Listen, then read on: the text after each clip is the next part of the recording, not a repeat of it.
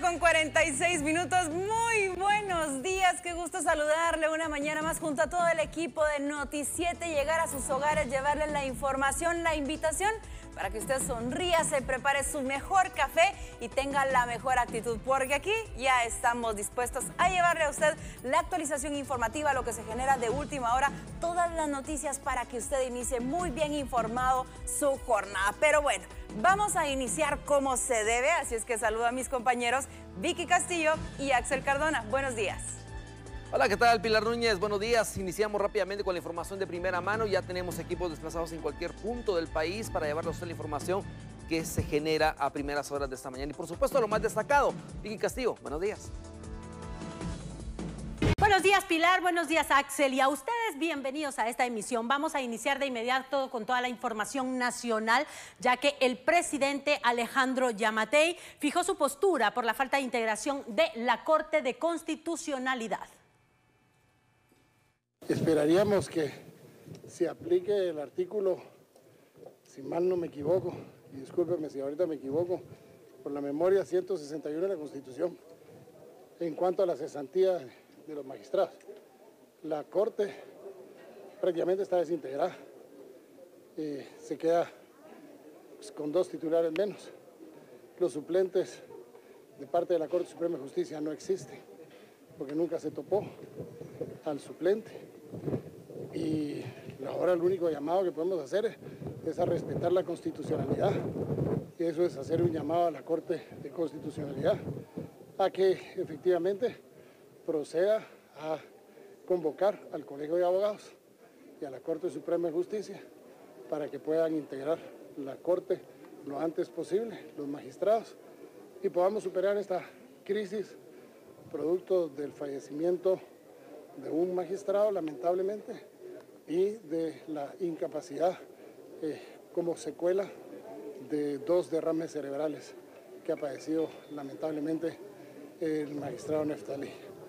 Así que esperamos que se supere la crisis pronto y ojalá el mismo día de hoy quedara aceptada la cesantía, como se llama, por motivos extraordinarios de salud, y puedan convocarse inmediatamente a la Corte Suprema de Justicia y al Colegio de Abogados para que puedan elegir a los representantes que deberán finalizar el mandato, a los titulares que deberán finalizar el mandato hasta el 14 de abril del año entrante. ¿Preocuparía algún fallo si no estuviera integrado completamente? Es que no puede haber, que no pueden haber fallos, no pueden haber fallos constitucionales.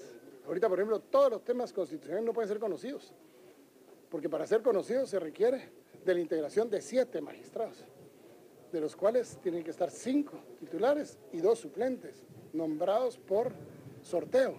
Ahorita no existe esa posibilidad, entonces no se puede haber, hay un vacío constitucional muy peligroso. Esta Constitución nos costó a los guatemaltecos sangre, sudor y lágrimas muchos años. Probablemente no sea la mejor Constitución del mundo, pero es nuestra Constitución. Y la Constitución representa por sí mismo un pacto social. Esa Constitución representa el mejor pacto social que deberíamos tener entre nosotros los guatemaltecos. Y el día de hoy, esa Constitución, esa constitucionalidad está en riesgo y no puede seguir en riesgo.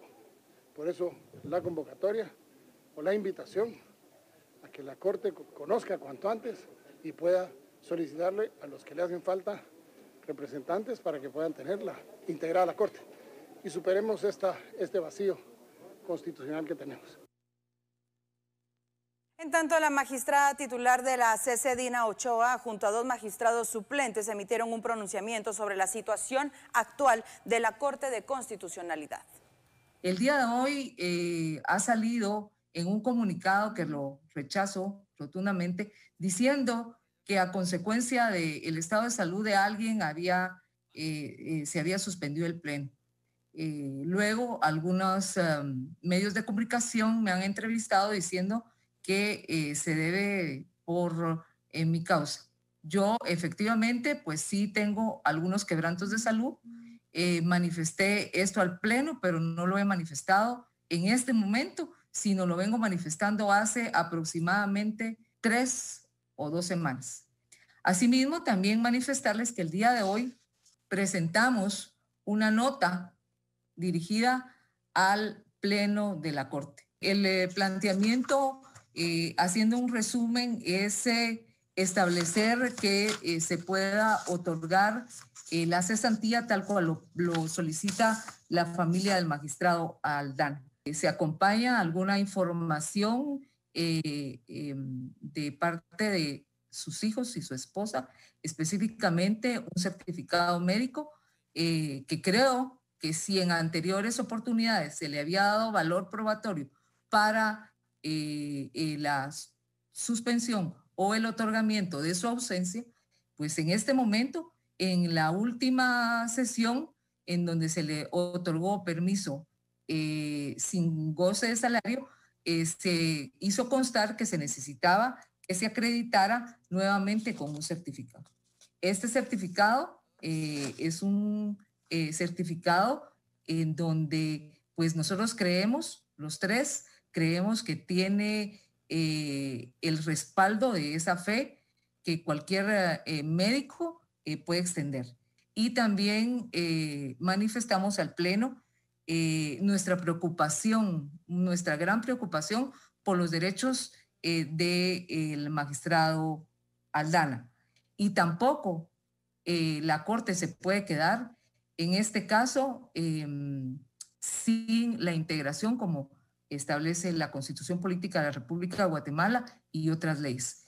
Y creo que la Corte, y llámese la Corte todos nosotros, estamos en obligación de resolver todas estas situaciones. Un reglamento no puede ser superior a la Constitución. La Constitución dice que la Corte debe estar integrada por 5 magistrados titulares y 5 suplentes. En caso falte un magistrado titular, su suplente, pues suple precisamente en esa función. Pero este caso es un caso totalmente distinto. Este caso no es una ausencia en donde nosotros sabemos que el magistrado va a regresar. Hoy oía con estupor decir que cualquier persona podría pedir el cese porque estamos enfermos. No. Yo creo que en este caso debemos de atender de forma inmediata la situación para poder estar integrados. Nosotros hacemos y somos enfáticos en manifestar en nuestra nota que hasta que no se resuelva la situación de la cesantía del magistrado, nosotros pues no podríamos conocer. ¿Qué tendría que decir la Corte para poder resolver y poder integrar?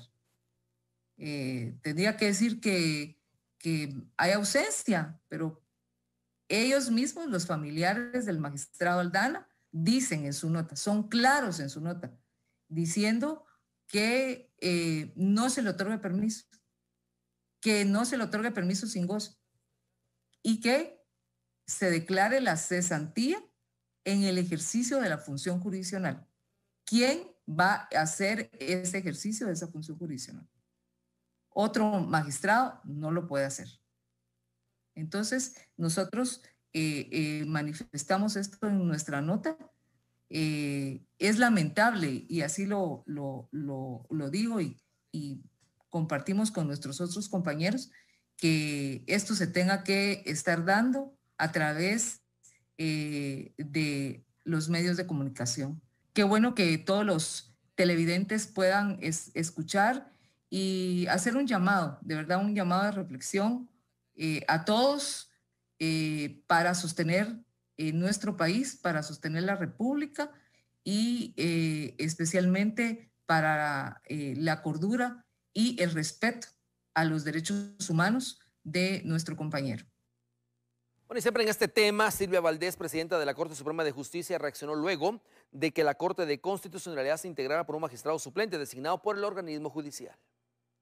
La Corte de Constitucionalidad resolvió que el que tendrá la vocalía cuarta del Tribunal Constitucional será el magistrado suplente Maynor Parr Hussein. Esto ante la incapacidad médica del magistrado titular Neftalí Aldana y la incapacidad legal de su sustituto Conrado Reyes, ambos designados del organismo judicial. La presidenta del OJ, Silvia Valdés, reaccionó e indicó lo siguiente. La CSJ tiene que designar a sus propios representantes. Nadie puede arrogarse la representación de la Corte. Valdés explica que están esperando que la Corte de Constitucionalidad les notifique que de forma definitiva resolvió la suspensión de Conrado Reyes ante un amparo planteado por la Fundación Mirna Mac, de Elvin Leonel Díaz Sánchez y Álvaro Montenegro Muralles. Reyes fue nombrado magistrado suplente de la Corte Suprema de Justicia en lugar de María Consuelo Porras, que dejó el cargo para ser fiscal general y jefa del Ministerio Público. Pero según los amparistas, no hubo convocatoria previo a la designación del abogado. Sin embargo, el organismo judicial no recibe la ejecutoría. Estamos esperando que de forma inmediata se nos envíe la ejecutoría del amparo en contra de Conrado Reyes para designar, ya que para resolver se tardaron más de 2 años, todos los cuales la Corte no está representada, de tal cuenta que ese tribunal está desintegrado y no debe resolver nada. Maynor Parr Ucén fue electo por la Universidad de San Carlos de Guatemala para ser su representante ante la CC. Esto provocó que la magistrada titular Dina Ochoa y los magistrados suplentes Marielos Araujo y Henry Comte anunciaran que no participarán en ningún pleno, pues no está integrado de forma legal. Por aparte, diputados del Congreso de la República señalaron que mientras no se conforme el Pleno de Magistrados de la Corte de Constitucionalidad con representantes de los 3 poderes del Estado, el Colegio de Abogados y la Universidad de San Carlos de Guatemala se están cometiendo ilegalidades. 3 magistrados han manifestado que ellos no pueden más sentarse a integrar una corte, cuando la Corte necesita urgentemente estar integrada conforme a la ley. Eso quiere decir con los representantes o los electos por el organismo judicial. El organismo judicial no tiene titular ni suplente. Eso ya hace que esa Corte esté desintegrada. La Corte de Constitucionalidad no puede conocer más hasta que esté debidamente integrada, lo cual es una urgente necesidad para el país. Una de las cortes más protagónicas, de más incidencia, se encuentra desintegrada y tenemos que buscar que los organismos competentes elijan a los magistrados titulares y suplentes que integran esa corte. Claro está que ya hemos oído rumores que hay algunos magistrados que están viendo cómo dicen que los certificados médicos pues no tienen fe pública, lo cual es mentira. Sabemos todos que los certificados médicos tienen fe pública y ahora quieren hacer otro procedimiento para entrampar más las cosas. Yo creo que Guatemala no está para ese tipo de situaciones. Creo que tenemos que ver la viabilización de todo esto y, como vuelvo y repito, la carta de los familiares del señor Aldana pues son bastante claros en que él ya no puede seguir cumpliendo con sus funciones, por lo cual se debe de subir al suplente que corresponda. Bueno, mira, yo creo que la mayoría de diputados estamos preocupados y las bancadas por el tema precisamente de la desintegración. No se está cumpliendo con lo que la ley dice en cuanto a la integración de la Corte y se tienen que tomar acciones rápidas. Yo creo que la misma Corte tiene que analizar bien esos casos y no caer en ilegalidades, que creo que es lo que están cayendo actualmente. Entonces, son ellos mismos los que tienen que resolver ese problema. Entonces, el no hacerlo es una ilegalidad. Yo creo que ya se pone en riesgo incluso la institucionalidad. Entonces, la Corte de Constitucionalidad tiene que estar integrada. La Corte Suprema de Justicia tendrá que mandar ahora a un titular y a un suplente. El Colegio de Abogados afortunadamente tiene el suplente, entonces pueden seguir trabajando. La Corte de Constitucionalidad que se integre como debe ser.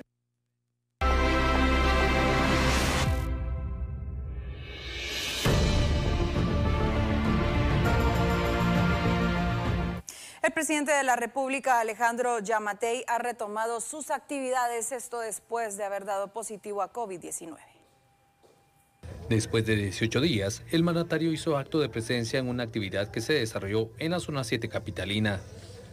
Secuelas, bendito sea Dios, mis pulmones quedaron bien.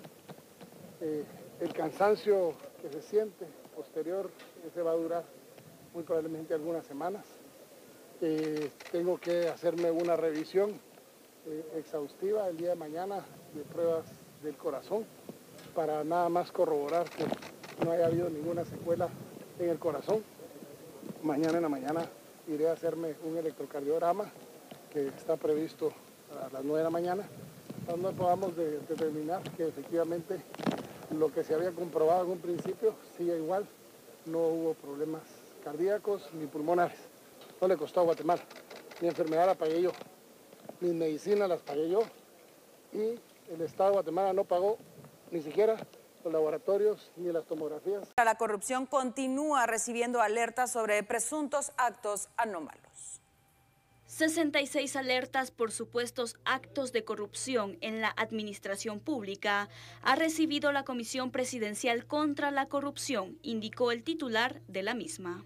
Las mismas han sido presentadas tanto por la ciudadanía, también por algunos funcionarios públicos. La diversidad existe en cuanto a varios ministerios y secretarías, así como algunos fondos correspondientes. Pero se enmarcan más que todo en el ámbito del Ministerio de Salud Pública, el Ministerio de Gobernación, también el Ministerio de Comunicaciones, en Cultura y Deporte también, y en algunas secretarías. Las alertas se han materializado en 7 denuncias penales ante el Ministerio Público. Bueno, y en otro tema, en el juzgado 11º se canceló la audiencia para discutir si, bueno, en este caso estamos hablando, extrabajadoras del Ministerio Público deben enfrentar juicio por la compra irregular del edificio de la Zona 5, con una sobrevaloración de 35 millones de quetzales. Según la investigación de la Fiscalía de Asuntos Internos del Ministerio Público, las extrabajadoras del ente encargado de la persecución penal, Patricia Guzmán, Diana Benavides y Miriam Salazar, participaron y colaboraron en la negociación anómala de un edificio para la institución sobrevalorada por un monto de 35 millones de quetzales durante la gestión de la exfiscal general y jefa del MP, Telma Aldana Hernández. Este 5 de octubre, en el juzgado 11º de lo penal, se discutiría la investigación de la Fiscalía para analizar y resolver si las extrabajadoras del Ministerio Público deben o no enfrentar un juicio. La diligencia judicial se canceló por una excusa que presentó la asociación querellante. El juez aceptó la excusa y decidió que la nueva fecha para discutir la investigación de la Fiscalía será el 14 de diciembre de este año. En este mismo proceso, este 8 de octubre, se discutirá si la procesada Teresa Lourdes Drayton debe o no ser investigada por el delito de lavado de dinero y otros activos. A criterio de la Fiscalía, durante la fase de investigación se encontraron indicios que hacen creer que pudo haber participado en transacciones bancarias anómalas. Por aparte, en el juzgado tercero penal se aceptó que Jamie Interiano, cómplice del pandillero alias el Smurf, enfrente juicio por el crimen contra 2 mujeres y también secuestrar a un bebé en el año 2008. Este proceso se conoce en el juzgado tercero de lo penal a cargo de Maynor Moto. Según la investigación del Ministerio Público, la acusada Jamie Magalí Interiano en junio de 2008 fue cómplice y participó en un ataque armado en contra de 2 mujeres que planificó Rudy Francisco Alfaro Orozco, alias el Smurf. El pandillero, alias el Smurf, le pidió a la reclusa que cuando 2 mujeres fueran atacadas a balazos tomara y se llevara a una bebé de 1 año y 7 meses. Según la acusación, la menor era hija de Rudy Orozco. La acusada, Jamie Magalí Interiano, al tener en sus brazos a la menor, huyó del lugar de los hechos ya descritos, quien era sustraída de los brazos de su progenitora. Víctima sobreviviente, Ruth Noemí Rucún Mendoza, asegurando la impunidad de los actos. Este doble crimen quedó registrado en llamadas telefónicas que interceptó la Fiscalía a cargo de la investigación entre alias el Smurf, integrante del barrio 18, y la procesada. En el crimen falleció una de las víctimas por la gravedad de las heridas.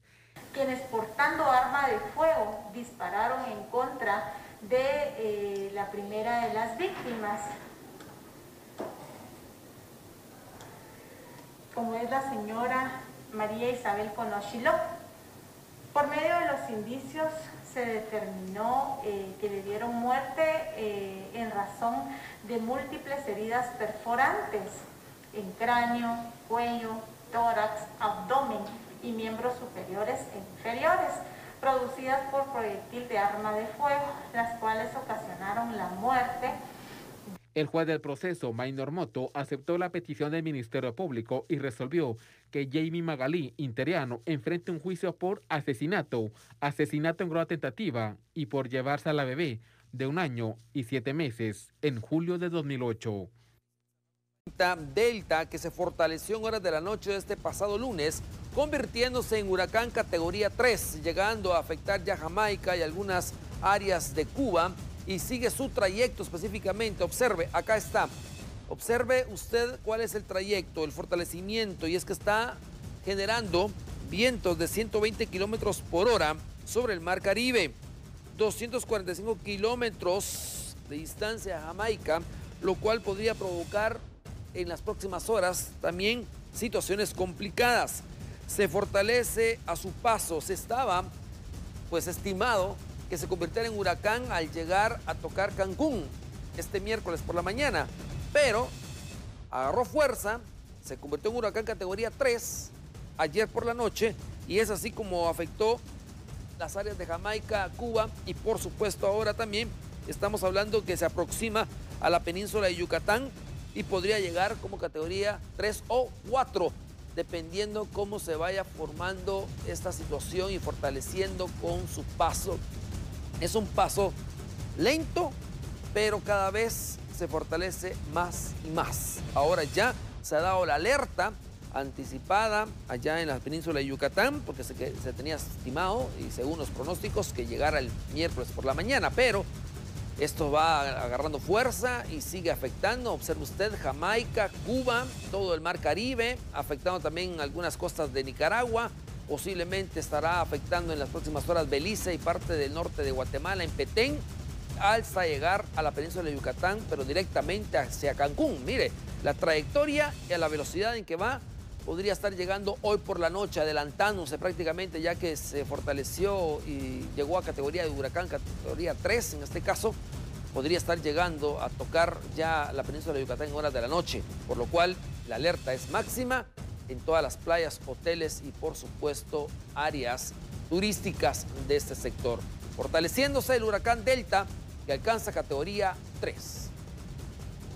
Semana, las autoridades de salud se refirieron específicamente a aquellos guatemaltecos que aprovecharon para aglomerarse durante el fin de semana, pero sin tomar en cuenta los protocolos establecidos. El sábado y domingo pasado, cientos de personas viajaron hacia las costas del país y quienes se quedaron en áreas centrales se volcaron a diferentes comercios. Ante ello, la ministra de Salud, Amelia Flores, se refirió a las consecuencias que conllevan las aglomeraciones en estos puntos. El que se haya eliminado el estado de calamidad no significa que el virus se fue con el estado de calamidad. Está aquí, tenemos que tener muchísimo más cuidados.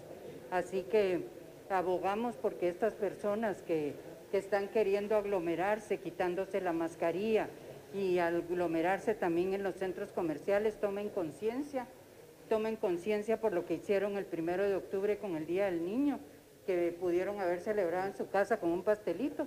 Se fueron a los lugares de comida rápida a exponer a los niños, a exponer a las personas que se quedaron en casa porque les llevamos el virus. Así que tomemos conciencia, porque del descuido de muchos va a depender los que se están haciendo las cosas bien puedan tener consecuencias también, igual que ellos. Las autoridades enfatizaron en que existe un relajamiento de la población ante las medidas para prevenir más casos de coronavirus. Nos preocupa que estamos viendo, sí, a mucha parte de la población en sus medidas y como que se nos olvidó que todavía estamos en pandemia, ¿verdad? Entonces estamos viendo la segunda ola en muchos países, Estados Unidos, Europa, y realmente pues nos preocupa que pudiera ser así, ¿verdad? El día de hoy informó que podría existir una mayor presión de camas a finales de noviembre, diciembre. Entonces, bueno, es un poquito, de nuevo, reiterar, cuidémonos todos, es la parte más importante. Las autoridades señalaron que cuentan con insumos y equipo de respiración para la atención de pacientes. Recuerden que ya lo vivimos en junio, julio, en donde había una presión importante sobre el número de camas. Este tiempo nos ha dado chance de prepararnos para poder abrir más camas y para equiparnos mejor. Tenemos más equipos de protección personal, tenemos insumos y han ido entrando nuevos respiradores al país y están por entrar más. También se está ampliando un módulo en el Parque de la Industria. Mire, son 270 y en total ya con su ampliación en camas de intensivo quedaría un intensivo de 100 camas en el Parque de la Industria. Y después de permanecer cerrada por varios meses, autoridades analizan el protocolo para reabrir la consulta externa de los hospitales nacionales. Desde el inicio de la pandemia por el COVID-19 en el país, el cierre de la consulta externa en hospitales nacionales fue de las primeras acciones preventivas. Luego de 7 meses, el Ministerio de Salud analiza los protocolos a implementar para reactivar la atención a finales de octubre. Dentro de los protocolos se debe establecer el proceso de prevención y el número de pacientes para atender por día. Con ello, evitar el aforo de personas dentro de los centros asistenciales mientras continúe la emergencia, señalaron autoridades. Bueno, mientras tanto, autoridades aún no definen si los cementerios se abrirán este 1 de noviembre o permanecerán cerrados. Se acerca el 1 de noviembre y muchos guatemaltecos esperan visitar los restos de sus seres queridos. Sin embargo, la pandemia del COVID-19 podría impedirlo, pues las autoridades aún no han definido si los camposantos serán abiertos ese día. Nosotros que aquí no van a venir las personas solas, vendrá el esposo con la señora a ver a los padres que están acá enterrados, a un familiar, traerán a niños, que esa es otra situación también muy delicada y nosotros no queremos ser responsables de que haya un disparo de infectados de este foco que se podría dar aquí en las afueras y digamos también aquí en el interior del cementerio. Se estima que el 1 de noviembre de cada año más de 2 millones de personas acuden al cementerio general para visitar los restos de sus seres queridos. Mientras tanto, en el resto de cementerios nacionales, es decir, Las Tapias, La Verbena y Villa de Guadalupe, acuden 500,000 personas.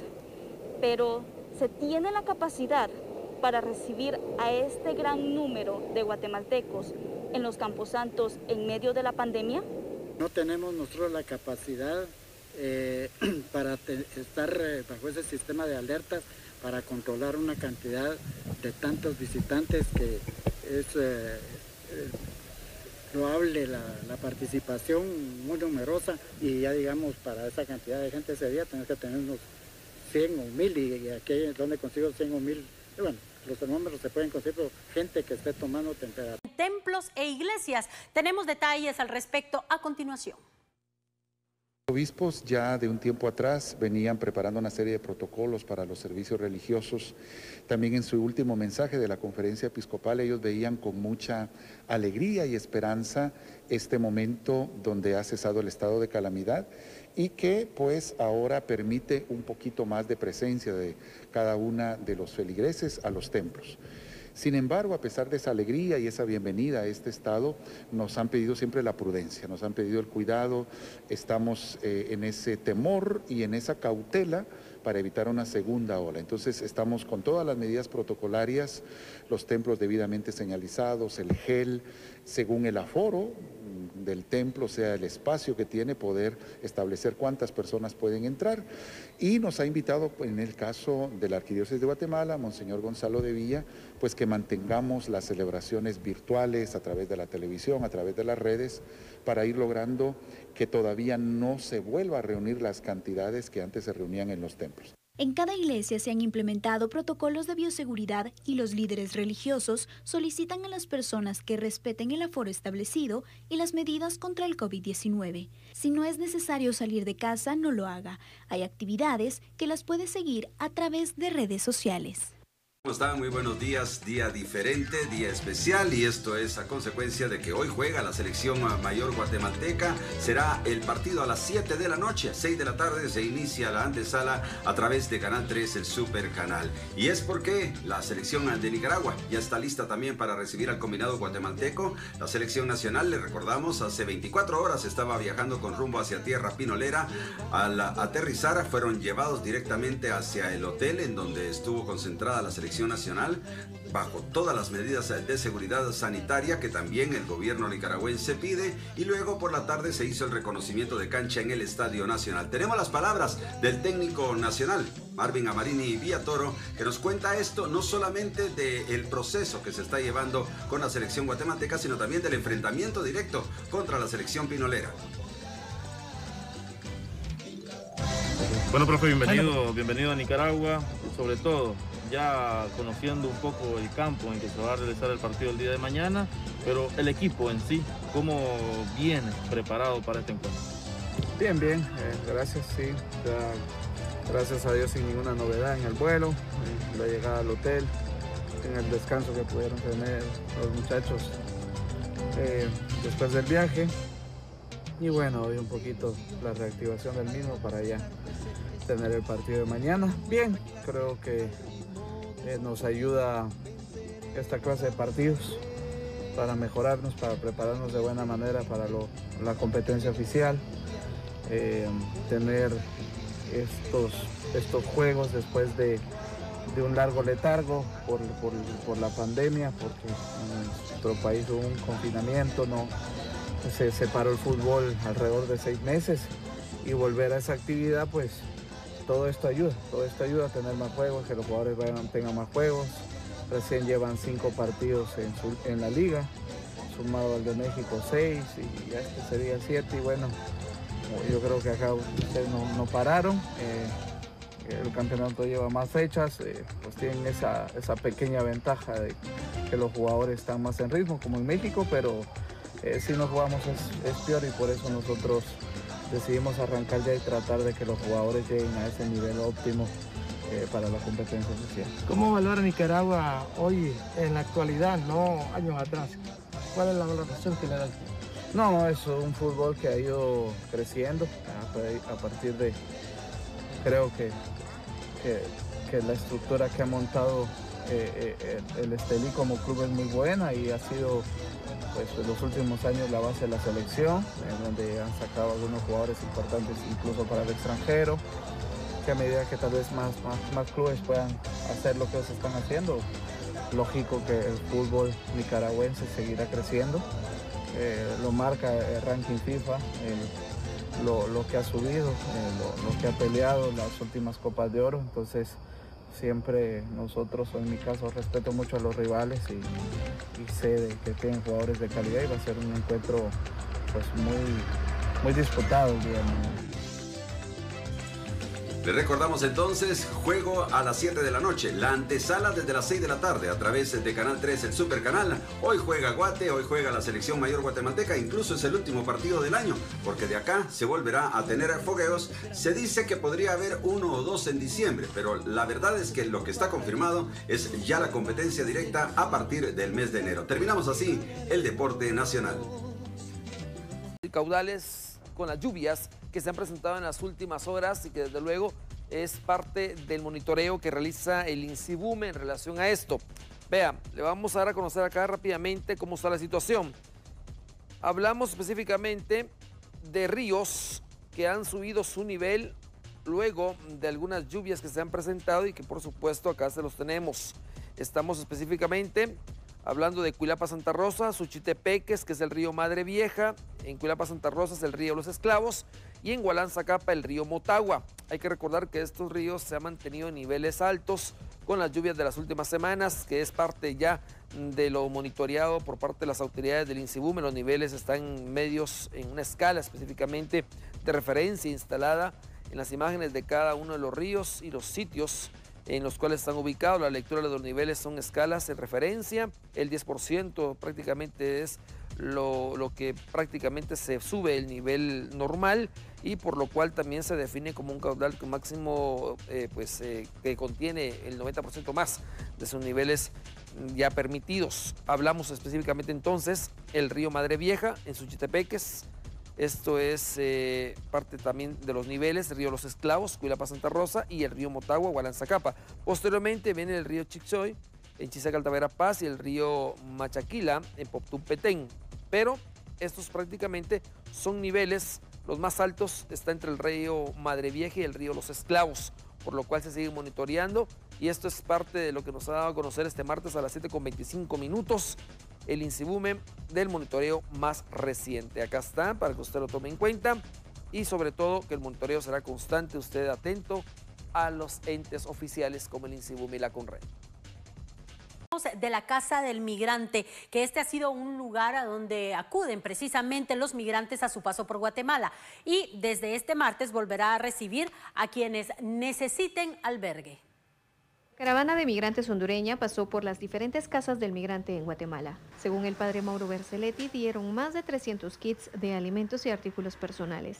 Y será a partir de este martes que la Casa del Migrante volverá a recibir a personas para su hospedaje siguiendo protocolos sanitarios. En esta semana vamos a empezar a reapertura de la Casa del Migrante con los protocolos adecuados y también garantizar la salud de todas las personas, tanto los trabajadores, los migrantes, ¿no?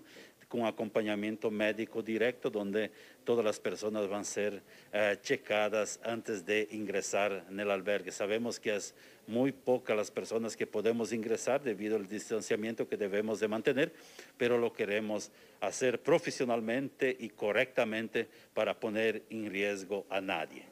Padre, en ese sentido, ¿las personas entonces se les estaría practicando algún hisopado o cuál va a ser el protocolo que se estarían teniendo con ellos? Bueno, hisopado va a ser muy difícil porque realmente se requiere muchos recursos, ¿no? Y requiere personas, pero por lo menos vamos a averiguar los síntomas que traen las personas en la primera atención médica que van a tener. Se tienen fiebre, se tienen dolor de cabeza, se tienen dolor de cuerpo, se tienen diarrea, todos esos síntomas que son prácticamente del COVID-19. Desde que inició la pandemia en el país, ninguna persona se ha contagiado del nuevo coronavirus dentro de la Casa del Migrante. Ante ello, Berceletti refiere que están minuciosos. Ahora a otras noticias, ya que defensores de los derechos de personas con discapacidad manifestaron su apoyo a la iniciativa de Ley 5125, que les permitiría mejorar sus condiciones de vida con base a la actualización de la legislación en esa materia. Según el último censo en el país, el 10.2% de la población guatemalteca vive en condición de discapacidad. Ello representa cerca de 1.600.000 personas. En el 2016 se presentó la iniciativa de Ley 5125. Llegó al proceso de tercera lectura, pero quedó estancada, y lo que se busca es actualizar la legislación nacional con base a estándares internacionales de protección de los derechos humanos del colectivo. Guatemala en realidad tiene una deuda enorme con las personas con discapacidad, porque hasta la fecha con lo único con lo que se cuenta es una ley de 1996 que es bastante obsoleta y que más bien nos percibe a las personas con discapacidad como personas enfermas, como necesitadas de atención médica, y esa es la única dimensión que abarca. Y por otro lado, Guatemala ratificó en el año 2009 la Convención sobre los Derechos de las Personas con Discapacidad, y eso lo obliga a actualizar sus estándares a nivel nacional dentro de su legislación y políticas. Según la Organización Mundial de la Salud, la discapacidad abarca deficiencias, limitaciones de actividad y restricciones de participación de una persona. Ese tipo de barreras se deben eliminar con base a cambios estructurales. Es urgente. La iniciativa lleva engavetada desde febrero del 2017, ya casi vamos para los 4 años de estar engavetada, y sí creemos que es una necesidad que nos debe el Estado de Guatemala a las personas con discapacidad desde hace más de 10 años, pero además sí tenemos que modernizarnos, ¿verdad? No es posible que América Latina en pleno, pero a excepción de Guatemala, siga avanzando. El sector de muebles ha iniciado a recuperarse, ya que debido a la pandemia registraron un descenso de por lo menos el 25% de baja en sus ventas.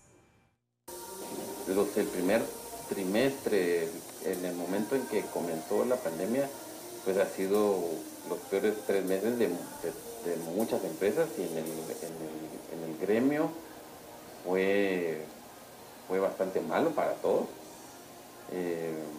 Marzo, abril, mayo, todavía junio fue bastante malo, y luego ya con el pasar del tiempo sí se fue logrando activar, se logró activar bastante, y ahora pues ya estamos en una producción ya bastante más normal. Para solventar esta situación se ha migrado al uso de la tecnología. Dado que las empresas estamos apostando mucho y particularmente en nuestra empresa, la idea es ponerle definitivamente mucho más atención al e-commerce, a las redes sociales, a la venta por venta en línea. Eso ha sido una tendencia que ha marcado mucho y conforme han ido pasando los meses, definitivamente todas las empresas nos hemos tenido que involucrar y hemos tenido que aprender con respecto a este tipo de venta. El sector de muebles genera más de 200.000 empleos entre directos e indirectos. Sin embargo, otro de los elementos que preocupa es el abastecimiento de materias primas que proceden de China, Brasil y Chile, lo que se convierte en otra preocupación para el sector.